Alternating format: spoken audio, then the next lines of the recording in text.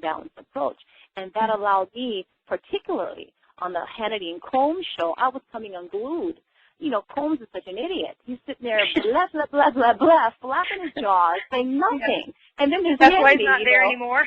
That's right. And then you got Hannity there, you know, articulating a complete sentence that made sense. Like, yeah, that makes sense, Sean. I'm like, okay, Combs, what are you going to say about that? And he would just attack the messenger, nothing of substance. And I'm like, more and more and more I saw them, like, you know what, maybe I should be taking a look at this Republican Party. Maybe they're not so bad after all. But then I looked at the slate between McCain and Romney and Huckabee. I was so discouraged. Like, oh, my gosh, you're so screwed. Yeah. Yeah.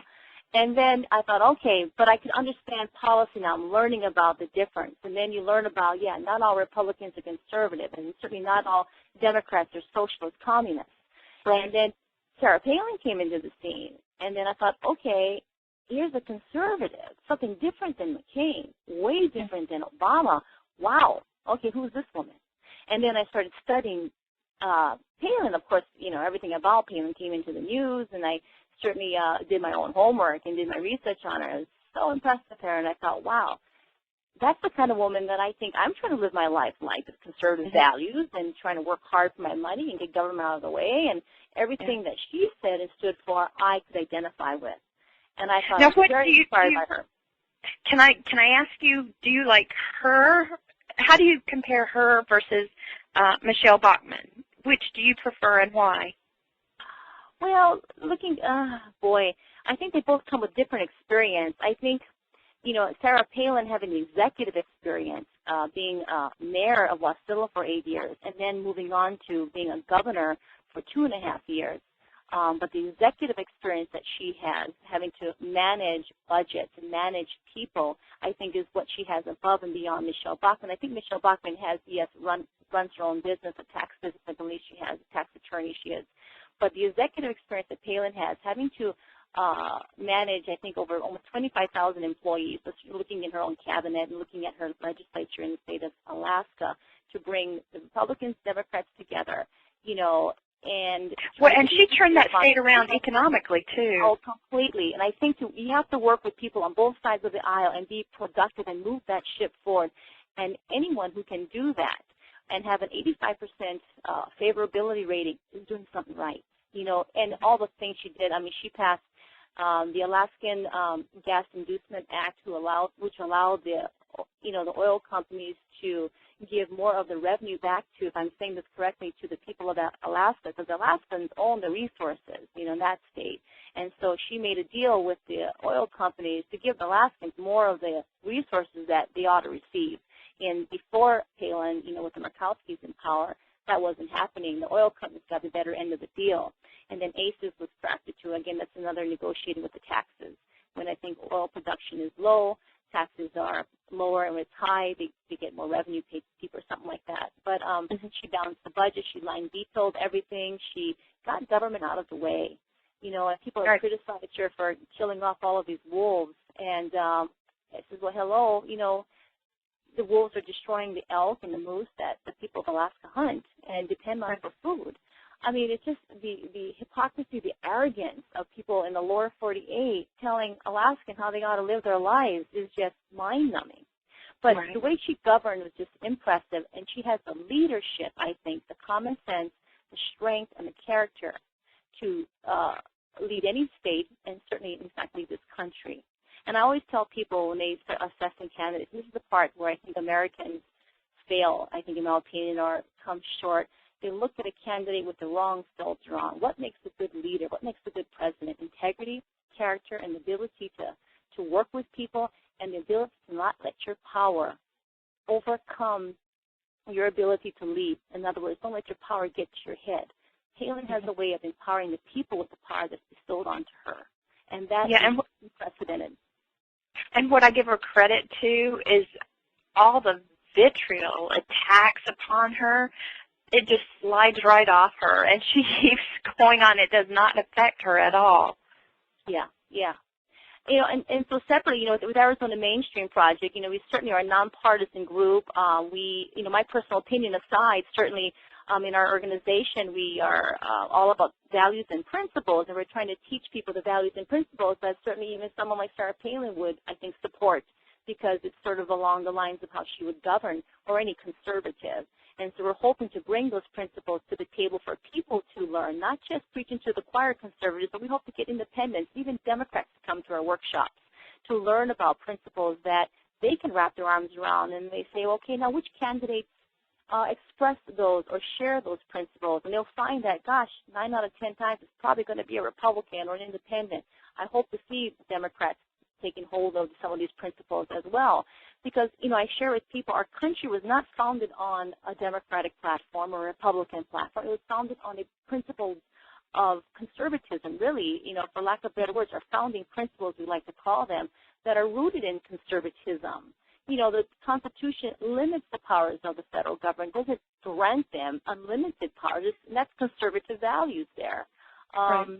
So I think we have to get back to that, and that's where Any Street comes in, too, as an organization that's trying to rally around founding principles, not a party. We've given the party way too much power, and right. I hope to bring conservatism back to the party, as a member. The principles, the Arizona Mainstream Project principles and Any Street, are they aligned? Are they the same as the Tea Party principles, or yes, are they slightly different? Or?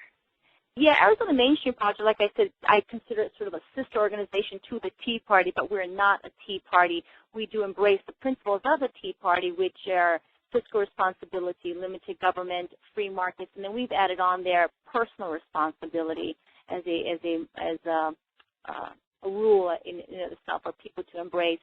And again, we talk about educating, mobilizing folks to get involved with civics and public policy, to understand principles that founded this country and made this country so great, talking about how we embrace the 10th Amendment that gives the states the powers that are not enumerated to the federal government. And there's a reason that was written that way in our Constitution.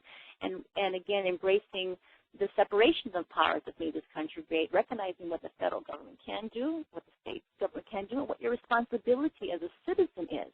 And, people would say, well, honey, why are you doing this? And I say, with all humility, this is my duty. I think this is my duty as an American citizen to stand up and fight for this republic that we're losing. I kind of can relate to our founding fathers, who stood up for the freedom that we have today against Great Britain. They said no more taxation without representation, as we all can, the cliche we all go back to, and the Boston Tea Party, certainly the straw that broke the camel's back, certainly not the first set of taxes that were placed on the people, but it was just, that's it, no more. They realized if they accept this final tax, there is nothing Great Britain is not going to do to control their lives. And they have to take back control of their lives. And I feel like now our federal government is kind of behaving like Great Britain was. Now, within our own powers, we're fighting our own government that's being tyrannical and abusive and taking away our freedom. So we have to, or we're going to lose this republic. Yeah, the executive branch is definitely overreaching its authority, and I saw that. I didn't get involved. You got involved a long time before I did, but I guess the straw that broke my back was the passage of Obamacare. I just was thinking, I was sitting at home thinking, oh, they're not going to pass that. There's no way. They haven't even read it. They've not even finished writing the bill, but they're voting on it. I said, no, that's not going to happen in America. And when it did happen, I think for 3 days I sat in shock thinking, oh, my gosh, this is really happening. And that's when I became involved and motivated. And, we do this because we feel that inspiration. It comes from within. It's not motivated by money because certainly I'm not making any doing this. Oh, no, we all lose. We're big losers here on the money side. And again, did I say we're looking for donations? Yes, donations. Yes. You're a 501c3 nonprofit, 100% taxable organization. No, I feel the same way. And again, Shane Krauser is he's an advisor to our organization and also one of our featured speakers. And I think many people in the community are learning who Shane Krauser is. I'm very proud to have him a part of our organization and be hosting and basically supporting his work as a constitutional instructor and authority. And we're hosting a seminar called Constitution 1, How to Argue the Constitution and Win Every Time in July. And when Shane and I were just talking, casually, he teaches people that, Obamacare, the whole premise of Obamacare is unconstitutional. It should never have been brought to the floor of the House for a vote in the first place. Congress does not have those powers to do so.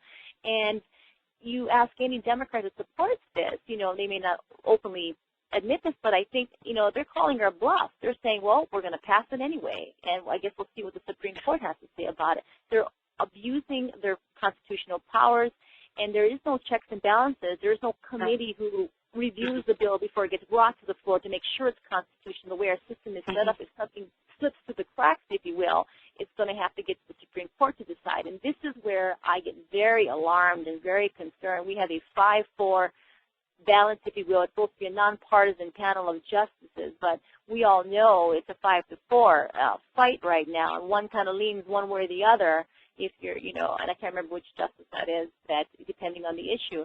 And we've seen Obama appoint very radical judges. Sotomayor and Keegan are, there's nothing about the way they've legislated, the way they have made judgments as judges is anything that respects the Constitution. And it's just an atrocity that our senators even allow them to be confirmed, and that's where your earlier comment. Who are these Republicans? I mean, there's progressives on both sides of the aisle, and it's just alarming. And the frustrating thing is we can't turn this around in one election cycle or two. It's going to take probably 10, 20 years, but it's going to take vigilance among the people to get involved, get educated, and, get the vote out. Because if we don't, this is going to slip away precipitously in a way